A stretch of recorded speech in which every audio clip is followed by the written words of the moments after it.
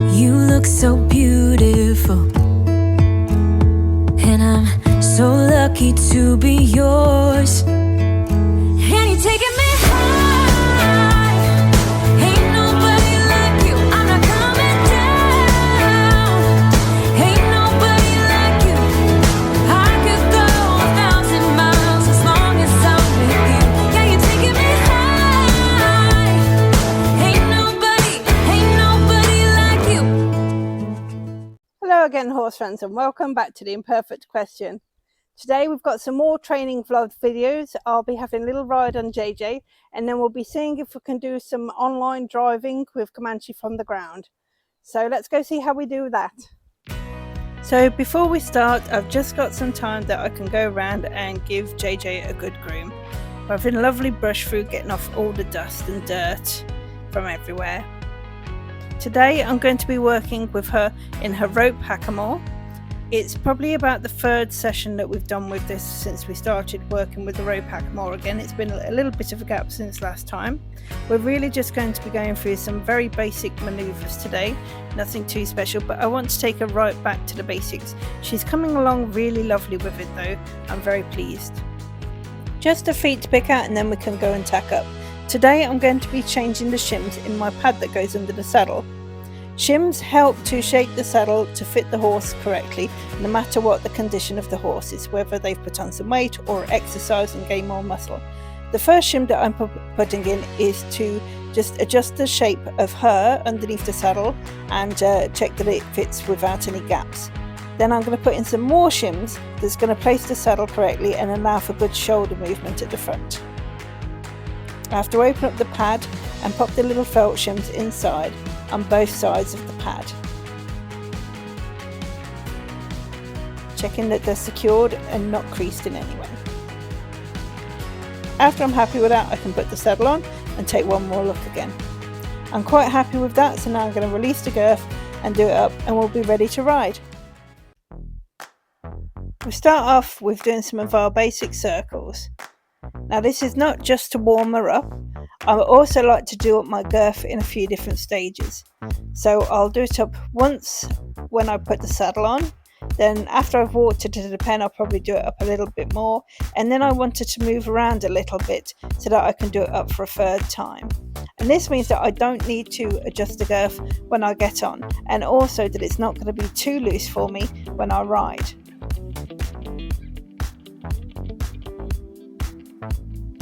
So I go and adjust the girth, and then it's time to get on.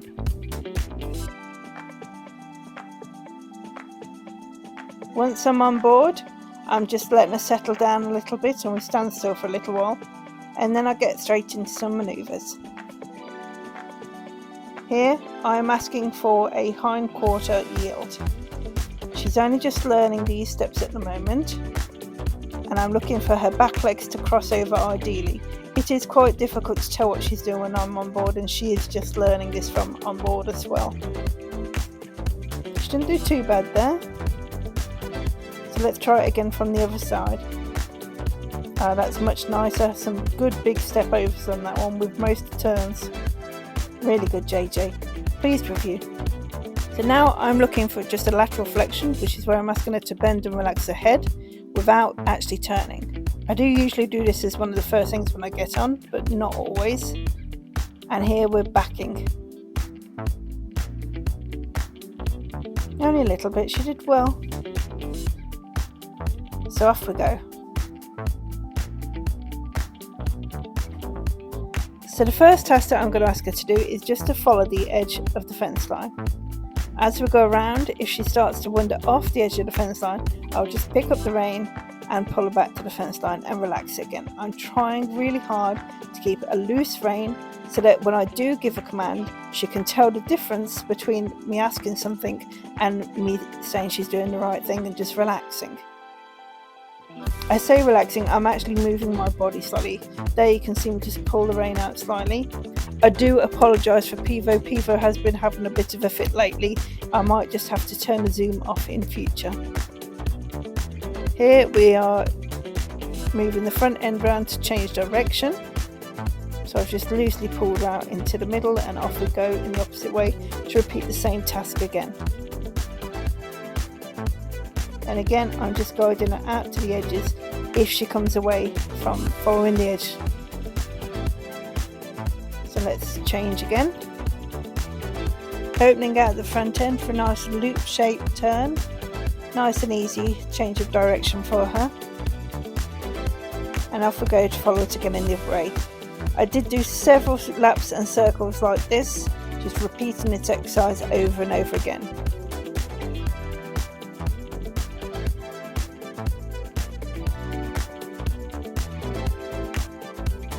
She's doing much better here following the rail. And we're going for another change of direction here. See how I do the turn, not just with my hands, but I'm looking and turning my whole body in the direction I want to go. She's having a bit of a stretch, that's a good sign.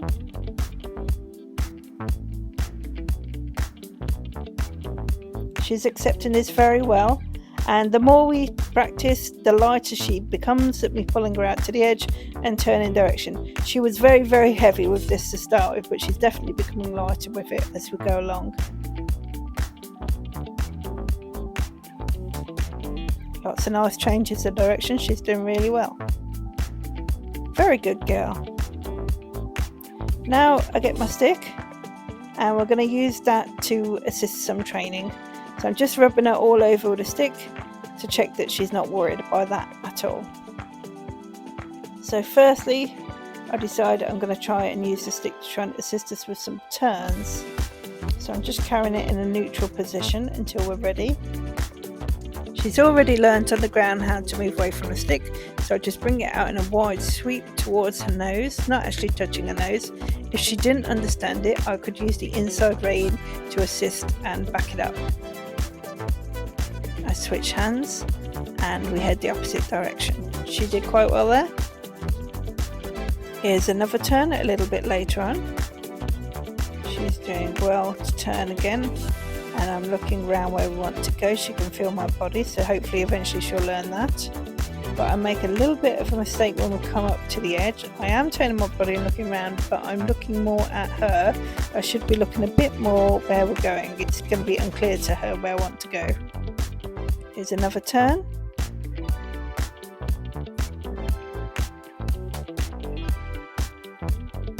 Very good, she's doing very well with this. Oh, nearly went the wrong way, so I'm just supporting it with the stick on the other side. And off we go again. Here I'm asking her to stop. You can see there was no pressure on the rein, she did just off my weight and me sighing, and I'm going to ask her to back up again. My weight shifts slightly backwards. I'm using my legs a little bit with rhythmic pressure. Very good, JJ.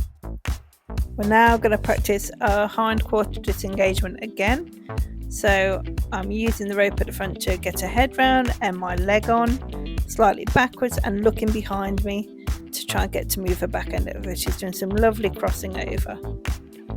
That's probably better than earlier even. We had a full circle.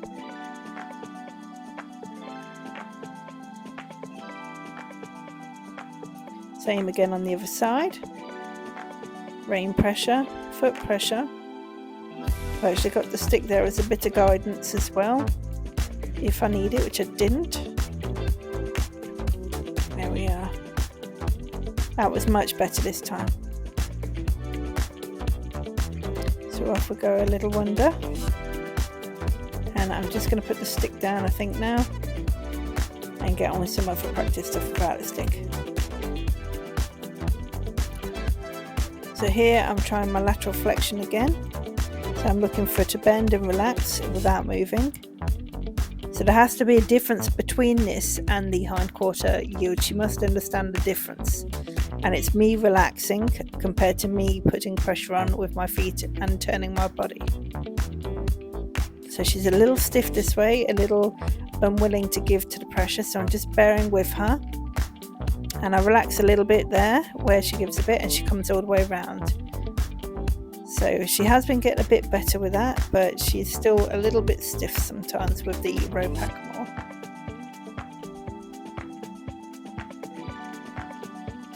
Lovely. See how I release the rein and she stays. That's really nice. Try again on the other side again, see if she's any looser. Still a little bit stiff there, you can see. Straightens up, but again it's not coming around anywhere near as quick as when I do it to the left.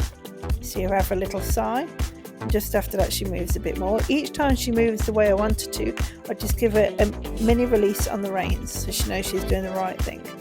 There we are, and head down, that's a good sign.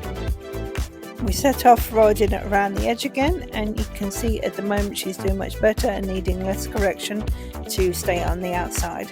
So I decided to up it and see if we can do a little trot.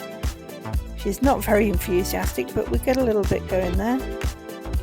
Only a few small corrections needed at the trot. After this, I decided that we're going to try some sideways. Now, she's not had a lot of practice of this ridden at all, but she does know it from the ground, so she's really just figuring this out. Every time she makes a little bit of a step in the right direction, I'm just releasing the pressure and telling her she's doing a good job.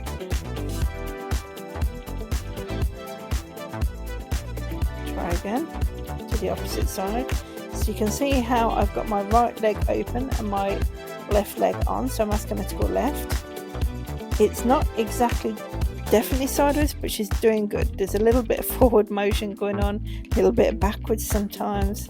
You can see it's not quite, but the general idea, she's going in the right direction. She's only just figuring this out. You can see how much we're moving around trying to get this right. It's not an easy thing to learn at all. That's a nice one. It's been a pleasing session all round with JJ. Moving on to Comanchie. What I've got on is his rope halter with 2 long lines off the halter going behind him. We don't have any kind of cinch on at all or any driving apparatus. They're just loose. So I'm asking him to go around, and we'll be giving some commands of different transitions and halting. He's doing quite well. Again, it's been quite a long time since he's had a go at this.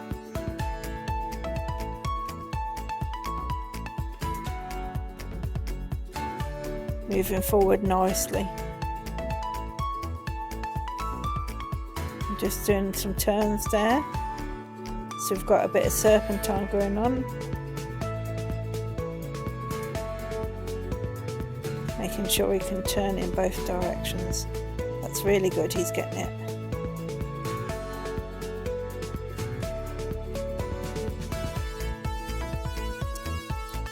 Now we've established our walk and some turns, I'll look at some transitions. Let's ask him to trot. You can see this is quite difficult because I'm just speeding up my body behind him and giving him verbal signal. But canter there as well. Again, it's from my body language even though I'm behind him. So he does well to pick up those cues.